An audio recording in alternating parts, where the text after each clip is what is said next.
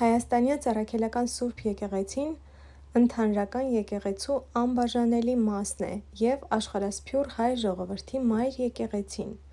Հայոց եկեղեցին պատկանում է հին արևելյան ուղղափառ եկեղեցիների ընտանիքին,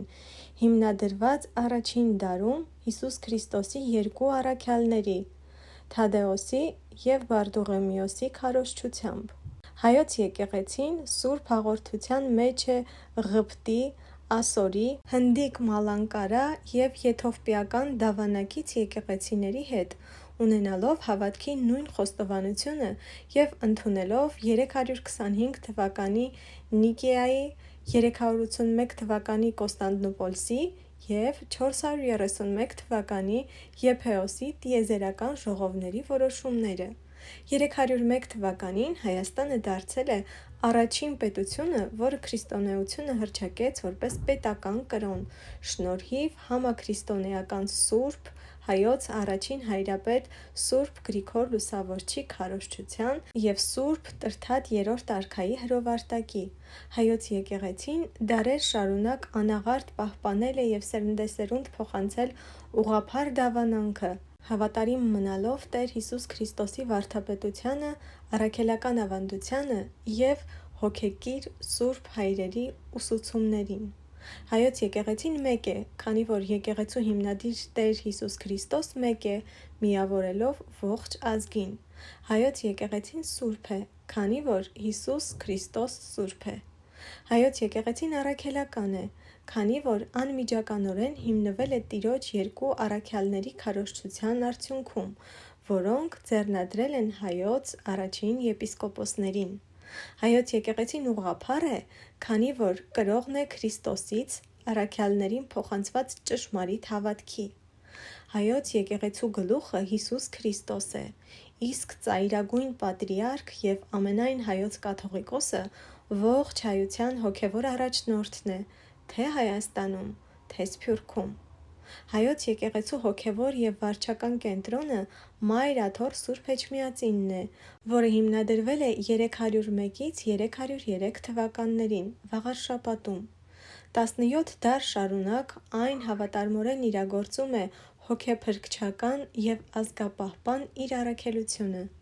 Հայաստանյան Առաքելական Սուրբ Եկեղեցին աշխարհի բազմաթիվ երկրներում ունի եկեղեցական կառույցներ, թեմեր, պատվիրակություններ և համայնքներ։ Դարեր շարունակ պատմական դեպքերով պայմանավորված տարբեր երկրներում ստեղծվել են հայկական համայնքներ և բնակչության աճին զուգահեռ հասունացել է եկեղեցի և դպրոց ունենալու պահանջ և դրանք հիմնադրելու անհրաժեշտություն։ Ամենայն Հայոց կաթողիկոսի առաջնորդությամբ Հայոց եկեղեցու առաքելությունն իրականացնում է Մայր Աթոռ Սուրբ Էջմիածնի նվիրապետական աթոռների, թեմերի, պատվիրակությունների, ծխերի և ուսումնակրթական հաստատությունների, հոգևոր դասի գործունեությամբ և հավատացյալների աջակցությամբ։ Հայաստանյան Առաքելական եկեղեցին ունի վարչական հետևյալ կառուցվածքը. Կաթողիկոսություն ամենայն Հայոց, Մայր Աթոռ Սուրբ Էջմիածին։ Կաթողիկոսություն Մեծի տան Անգելիկիո, որը գտնվում է Անտիլիասում, Լիբանանում։ Երուսաղեմի Հայոց Պատրիարքություն, Կոստանդնուպոլսի Հայոց Պատրիարքություն, թեմական առաջնորդություններ և հայրապետական պատվիրակություններ, վանական միաբանություններ, համայնքային (ծխական) հովվություններ։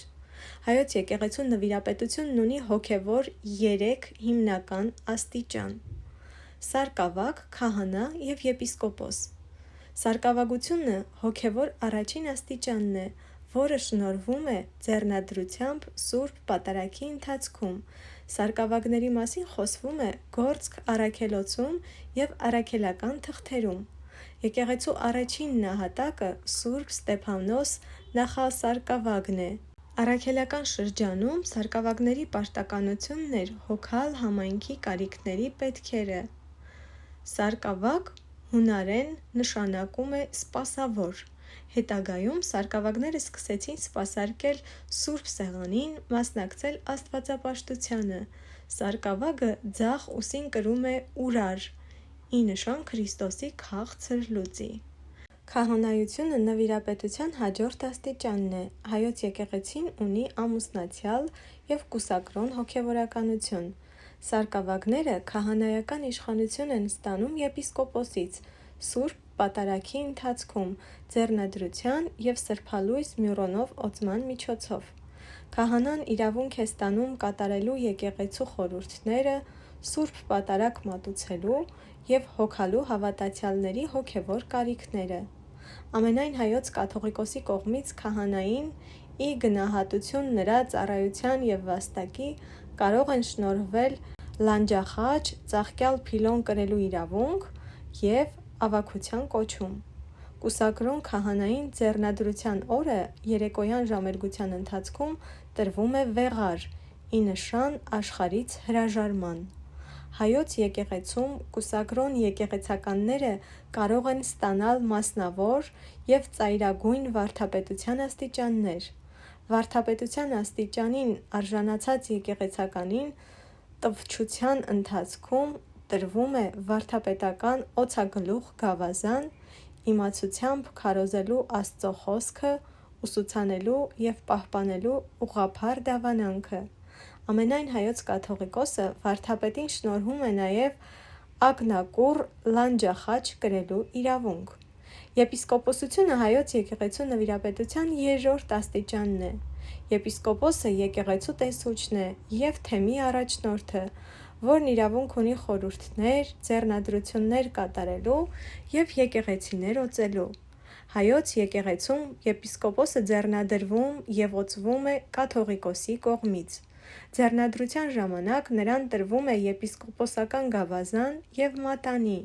ի նշան իշխանության։ Եպիսկոպոսության թեկնածուներն ընտրվում են կուսակրոն եկեղեցականներից։ Վաստակաշատ եպիսկոպոսները հայրապետական կոնդակով կարող են ստանալ նաև արքայության պատիվ։ Կաթողիկոսը Հայոց եկեղեցու հոգևոր պետն է, որն ընտրվում է ցմահ ազգային եկեղեցական ժողովում, ձեռնադրվում և օծվում Միածնաէջ մայր տաճարում 12 եպիսկոպոսների կողմից։ Ամենայն Հայոց կաթողիկոսը Սուրբ Թադեոսի աթոռի գահակալն է, որը մարմնավորում է Հայոց եկեղեցու բարձրագույն իշխանությունը։ Հայոց հայրապետի իրավունքն է սրբալույս մյուրոն օրհնել, եպիսկոպոսներ ձեռնադրել, առաջնորդել Հայոց եկեղեցին՝ վճռելով եկեղեցու հոգևոր, վարչական կյանքին առնչվող բոլոր հարցերը։ Հայոց եկեղեցում կան նաև դպրական խոնարհ աստիճաններ՝ ընթերցող, դռնապան, ջահակալ և երդմնացուցիչ, որոնք տրվում են ձեռնադրությամբ։ Այսօրվա համար պատրաստել էի այսքանը։ Ընդգծեմ, որ նյութը պատրաստելիս օգտվել եմ Մայր Աթոռ Սուրբ Էջմիածնի պաշտոնական կայքում տեղադրված տեղեկություններից։ Եթե հավանեցիք տեսանյութը, բաժանորդագրվեք իմ ալիքին։